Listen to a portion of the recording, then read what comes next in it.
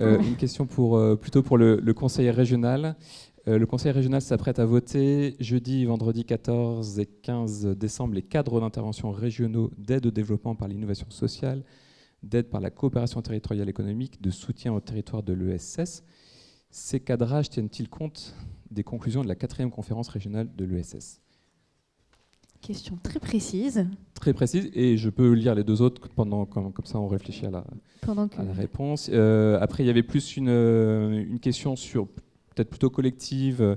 Ne devons-nous pas faire évoluer l'organisation du travail pour tenter les jeunes de rejoindre nos entreprises? Travail semaine de 4 jours, des périodes de congés plus longues.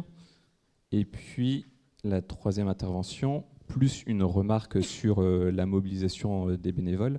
En plus des enjeux économiques évoqués, il y a un enjeu fort de mobilisation de nouveaux bénévoles pour renouveler les gouvernances des associations, vieillissement des membres de conseils d'administration, de formation des bénévoles sur le volet économique et aussi de transmission reprise des entreprises de l'ESS en formant de nouveaux dirigeants. Voilà pour les 3 interventions. Alors, la mobilisation des bénévoles peut-être. On va recommencer par la fin.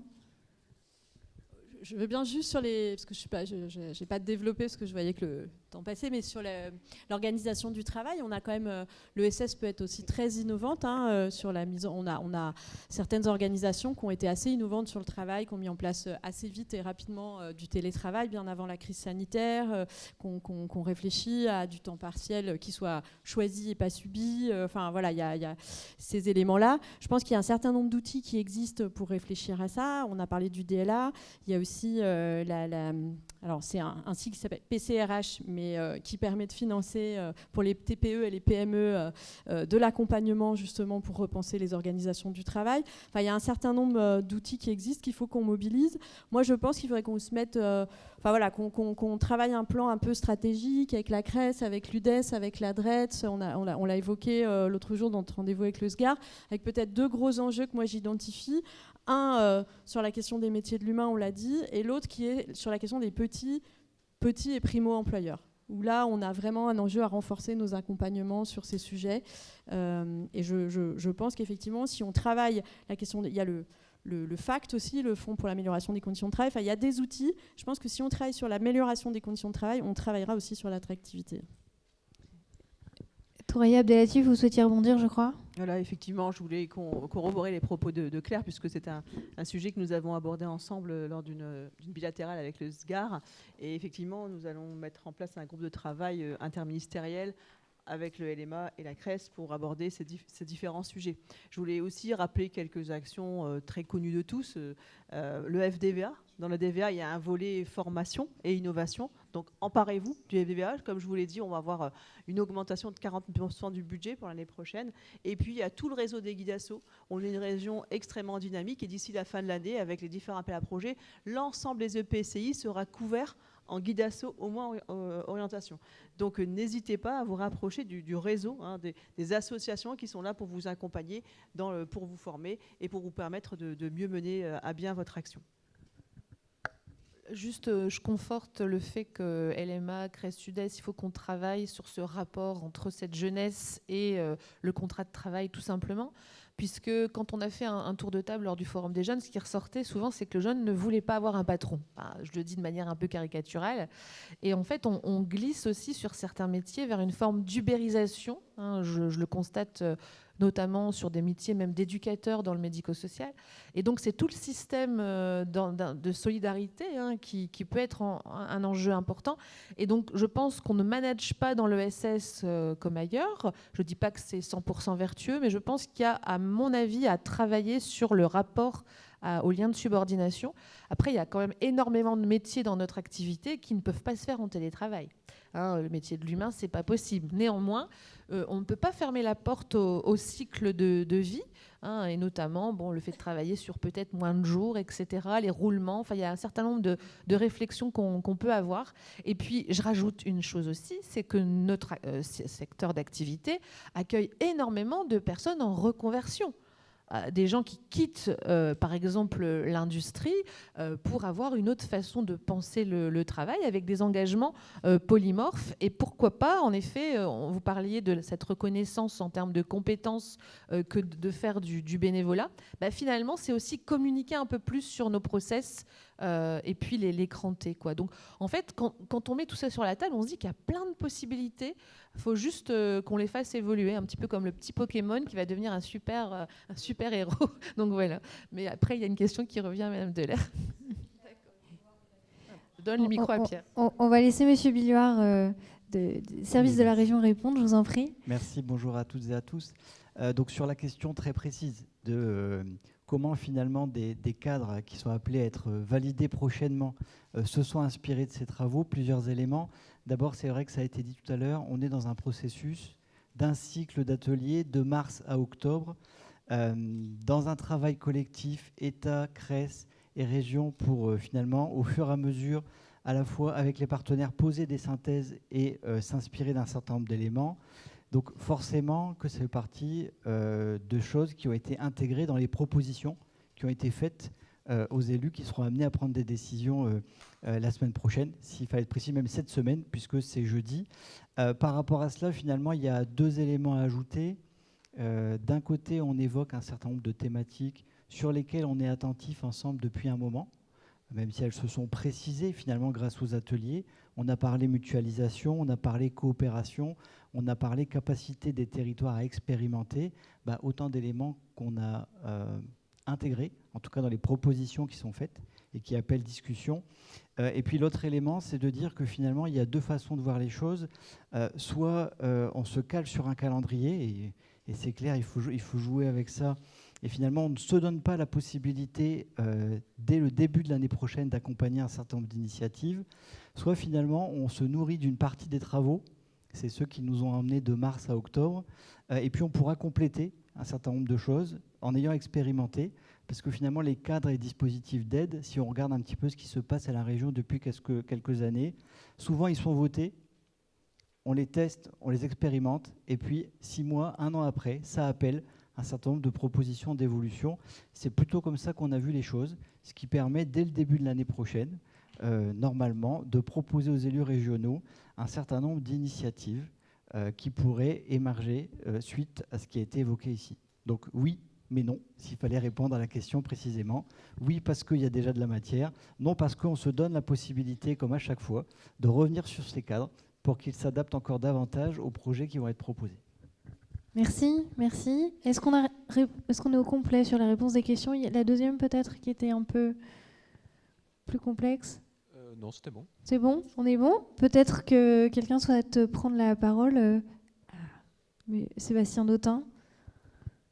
Oui, merci. J'ai une réflexion plutôt sur la notion de pérennisation des entreprises de l'ESS et plus largement du développement de l'entrepreneuriat en économie sociale et solidaire. Le problème, c'est que là, le retour qui nous en a été fait, c'est plutôt dans une logique où, à un moment donné, on va attendre le financement public pour arriver à mettre en place, finalement, le projet qu'on est susceptible de porter. Alors ça, c'est un angle de vue, bien évidemment, et notamment quand on est dans des missions d'intérêt général, etc., on peut comprendre, effectivement, que les collectivités, l'État, la région et d'autres, à un moment donné, mettent au pot pour accompagner ces acteurs-là. Après, nous, les acteurs de l'ESS, je pense que les entrepreneurs de l'ESS, on doit aussi être en capacité, c'est là où on gagnera, je pense, ce combat à un moment ou un autre, si on arrive à dépasser ce stade-là et à être des entreprises qui ont une activité économique classique avec les valeurs de l'ESS. C'est-à-dire que le jour où on arrive à avoir ça, c'est-à-dire que lucrativité limitée et encadrée, valeurs démocratiques dans la gouvernance, etc., le jour où on arrivera à développer de manière quantitative l'entrepreneuriat sous ces formes, avec ces valeurs-là, mais dans un système économique ouvert, je pense que c'est ce jour-là que l'économie sociale et solidaire aura vraiment gagné sur le champ de l'entrepreneuriat. Et après, si on veut vraiment pérenniser les modèles, je sais que mes collaborateurs, ils sont très attentifs lorsqu'ils accompagnent des porteurs de projets. Tant que faire se peut, il faut avoir des modèles économiques qui soient le plus mixtes possible entre ressources privées, opérationnelles, et ressources publiques. Sinon, à un moment donné, effectivement, on a les problèmes les uns et les autres. Hein. Nous, au BGE, on est beaucoup aussi accompagnés financièrement par la région, par l'État et d'autres. Et bien, à un moment donné, on doit essayer aussi de générer nos propres ressources d'une manière ou d'une autre, y compris parfois en allant sur le marché pour gagner de l'argent pour financer les missions d'intérêt général qui sont mal financées par ailleurs ou pas financées du tout. C'est, à mon avis, un des enjeux de la pérennisation des entreprises et du développement de l'entrepreneuriat dans le cadre des valeurs de l'économie sociale et solidaire. Merci pour cette intervention. Je crois qu'il y en avait une question par ici. On va vous amener un micro. Les Frank Store, c'est ça? Je vous en prie, présentez-vous. Bonjour, je suis José Manceau, je suis le fondateur, le président des Frank Store Associatifs, qui est un atelier chantier d'insertion dans la mode et le retail. Alors pour monter mon projet, j'ai été accompagné par la BGE Picardie et par France Actif. Alors moi, je voudrais vous partager mon expérience d'auto-entrepreneur dans l'ESS. Moi, j'ai 36 ans d'expérience dans la mode et j'ai voulu monter un projet autour de l'économie sociale, solidaire et circulaire. Donc l'association, elle récupère des invendus textiles, qu'elle reconditionne et qu'elle redonne aux familles monoparentales sans aucune contrepartie financière. Alors, notre système associatif fonctionne sur du don contre don.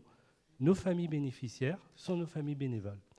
Et avec les textiles défectueux qu'on reçoit des marques, on apprend l'éco-conception, la fabrication, la commercialisation et la présentation via l'upcycling. Donc, à partir de déchets, à partir d'une loi, la loi AGEC, on en a fait de l'économie sociale, solidaire et circulaire. Alors, pour monter ce projet, j'avais 0. Donc, j'ai dû faire des appels à projets. Sur l'année dernière, j'ai fait 30 appels à projets, j'en ai gagné 10. Parce que tout simplement, j'avais fait une demande de subvention auprès de l'État de 50 000 €. J'en ai eu que 1 500. Donc, sur un projet tout neuf, vous imaginez, quand vous faites votre budget, quand vous avez l'aide du DLA et que vous avez 48 500 € de moins, il faut les trouver. Donc 10 projets gagnés, c'est avec des fondations, mais aujourd'hui, des personnes comme moi qui sont dans des métiers très spécifiques aimeraient faire l'économie sociale et solidaire. Mais quand vous n'avez pas ce budget, comment faites-vous? Alors j'ai été condamné pendant 1 an à remporter 10 récompenses pour boucler mon budget. Parce que je suis une structure toute neuve, je suis une structure toute récente, je fais du social, je fais de l'insertion et je fais de l'écologie. Alors, mesdames et messieurs des pouvoirs publics, qu'allez-vous faire pour des gens comme moi qui voudraient s'investir? Est-ce que je suis condamné à faire des appels à projets, à contacter toutes les fondations? Je sais le faire, je peux le faire. Mais derrière, je fais de l'insertion, je fais du social, je fais de la transition écologique. Donc c'est des projets nouveaux, c'est des entrepreneurs qu'il faut encourager. On me soutient, mais aussi j'ai décidé que ma structure, elle ne serait pas endettée. Donc je n'ai que 300 € de crédit sur une structure qui a 1 an d'existence, avec plus de 300 000 € de dons pour pouvoir monter ce projet. Donc je vous interpelle là-dessus. Moi je suis un spécialiste dans la mode, il y a plein de gens qui sont spécialistes. Moi je ne suis pas un spécialiste de l'économie sociale, solidaire et circulaire. J'ai tout appris. Je ne savais absolument rien. Mais regardez aujourd'hui où j'en suis, à gagner 10 prix pour pouvoir boucler un budget. Voilà. Merci pour ce témoignage. Est-ce que quelqu'un souhaite répondre? Touria Abdelatif. Je vois que l'État... Voilà. Vous avez eu 1 500 € de l'État. Oui. Alors, effectivement, votre témoignage, votre besoin de 50 000 € avec 1 500 € de l'État, je pense que c'est de la FDVA que vous avez obtenu. C'est quoi? C'est le conseil départemental. Donc, c'est pas l'État. Le conseil départemental qui m'a donné 1 500 € sur les 15 000 € de demande. D'accord. Donc, c'est pas l'État. Et le départemental, c'est une... Dans l'État, vous avez la préfecture, vous avez le conseil régional, vous avez le département, vous avez la FDVA, vous avez le D'accord.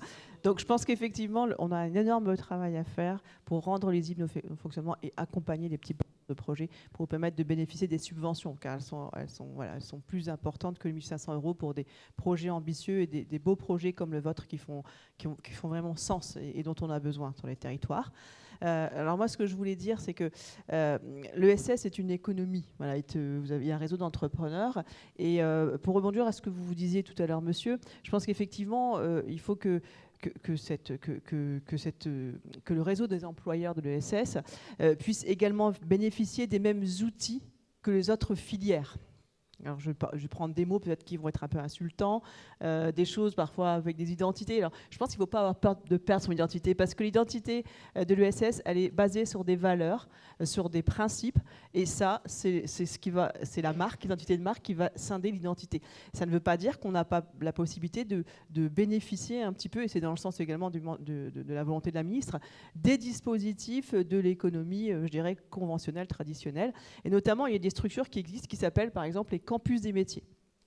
Les campus des métiers qui structurent les filières et qui permettent de mettre en adéquation les besoins des employeurs avec l'ARH et les moyens conséquents pour même permettre aux employeurs de se développer et de faire vivre leurs ambitions. Aujourd'hui, ce sont des filières de l'aéronautique, de l'automobile, enfin, qui se structurent, du tourisme, de l'innovation, qui se structurent en campus des métiers. Et aujourd'hui, dans les Hauts-de-France, on a monté le premier campus des métiers du sport. Donc vous savez qu'entre sport et animation, et on a des choses qui peuvent se construire. Et c'est l'objet, c'est-à-dire que sur ce campus des métiers, on réunit l'ensemble des réseaux, parce qu'on ne peut pas avoir des emplois, enfin des besoins des employeurs, sans penser en amont la formation, si on veut pouvoir attirer des jeunes, pouvoir attirer de la RH et pouvoir former cette RH aux besoins, et puis développer ce cercle vertueux entre les besoins et les personnes qui s'engagent pour satisfaire à ces besoins. Donc on a monté ce campus des métiers qui structure la filière des métiers du sport, qui peut également structurer les filières. Ça va avec les contrats de filière qu'on a évoqués tout à l'heure. Et ce campus des métiers, par exemple, il permet de mettre en place les budgets donnés par les fondations, puisque vous l'avez dit, vous avez été obligé vous-même d'aller chercher les moyens des fondations. Comment ? Oui, c'est pour ça, c'est ce que je dis, c'est-à-dire qu'on est en train de construire un outil qui permet au niveau macro, au niveau régional, d'aller chercher les budgets, en fait, de faire du financement public-privé. On va chercher ce qu'il y a dans France 2030, on va chercher ce qu'il y a dans la FSE, on va chercher ce qu'il y a auprès des contributeurs privés, auprès des fondations. On les met dans un pot commun pour venir en appui aux acteurs de territoire et leur permettre de développer leurs projets en fonction des besoins de l'économie. Donc ça aussi, c'est un projet qui s'amorce dans les Hauts-de-France et qu'on travaille aussi avec la CRES. Dans un premier temps avec les associations plutôt sportives pour la performance sociale, mais c'est quelque chose qui a vocation à essaimer et à pénétrer l'ensemble du réseau de l'ESS. Donc voilà, ça c'est des initiatives qui je pense vont pouvoir permettre d'accompagner effectivement les petits porteurs qui sont bien éloignés de la compréhension de l'organisation territoriale, des enjeux, des financements et de comment on peut voilà. Et ça parallèlement au travail qui est fait par le réseau des guides d'assaut en territoire.